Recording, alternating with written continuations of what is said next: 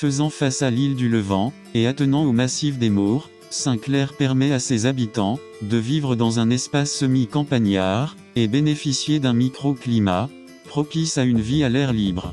La plage de Saint-Clair au Lavandou, est surnommée la Perle, comme son sable fin de couleur claire, qui brille sous les rayons du soleil. Super plage de sable, fin avec une eau claire turquoise. La plage de Saint-Clair, est large, et permet une expérience agréable et intime. Mer très claire, avec peu de fond. La présence des rochers est merveilleuse pour regarder les poissons.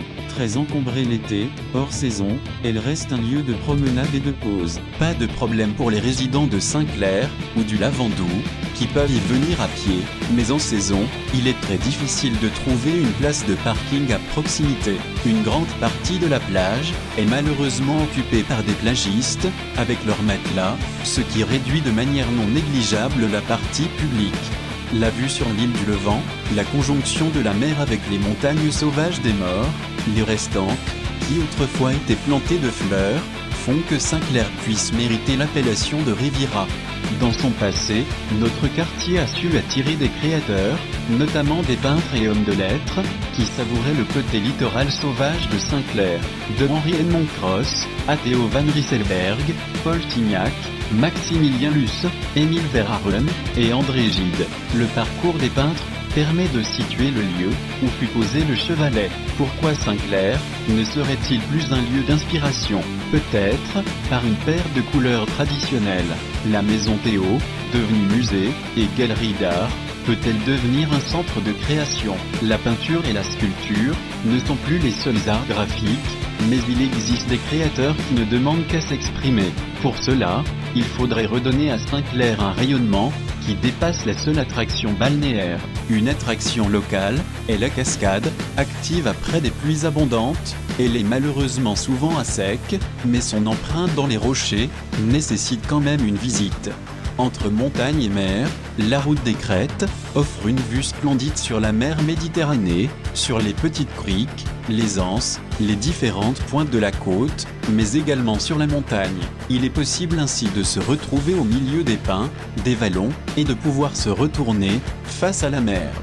Mais, Saint-Clair ce n'est pas que la plage, un environnement agréable permet à certains résidents, habitants à temps plein, de profiter d'une certaine joie de vivre, liée à la tranquillité du lieu. Le quartier de Saint-Clair est aujourd'hui classé en centre-ville, mais il ne dispose que peu de services. Heureusement que le café Saint-Clair, la supérette attenante, et les terrains de boules, apportent un peu de sociabilité, mais en réalité, il n'y a peu d'activités locales, la fête annuelle est réduite à sa plus simple expression, et le romérage est surtout une fête pour l'Avandourin.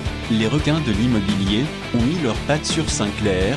Adieu la tranquillité, j'aimais faire un tour par ce chemin des abeilles, qui offrait une vue extraordinaire sur la mer, où l'on pouvait cueillir des mûres de ronces. Ce ne sera plus qu'un souvenir.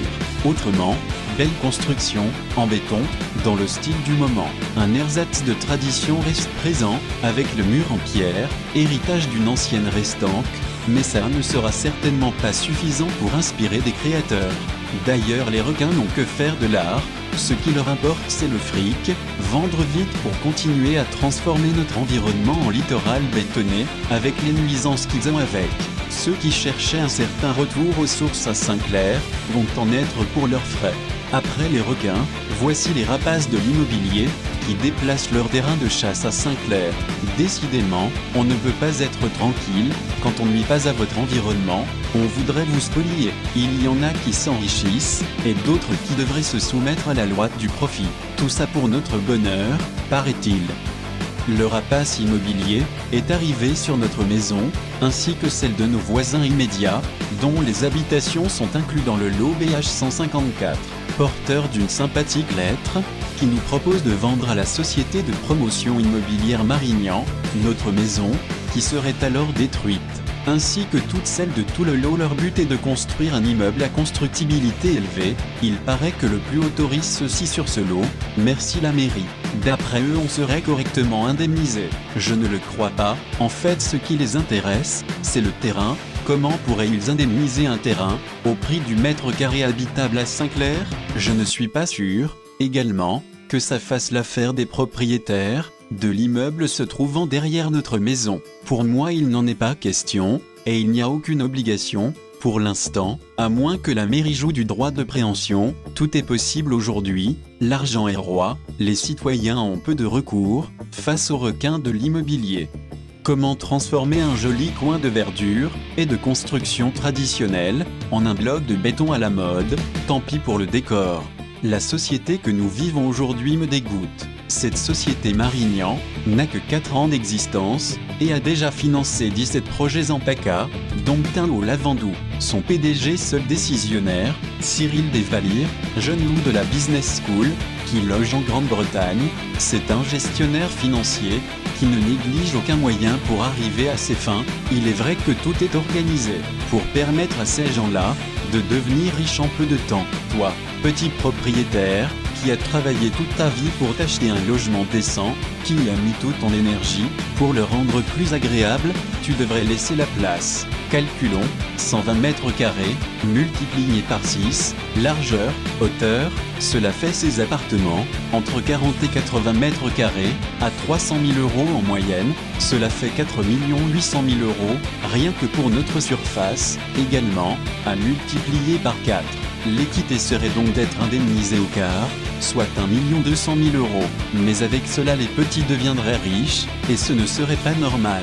Chacun a sa place. Petites infos sur la société, qui n'a pas plus d'intérêt pour les petits retraités, que pour son personnel. En conclusion, je dirais que ces promoteurs immobiliers sont des parasites. Aucun scrupule, aucune limite. Le fric est le fric. L'environnement, rien à faire. L'équilibre naturel, rien à faire.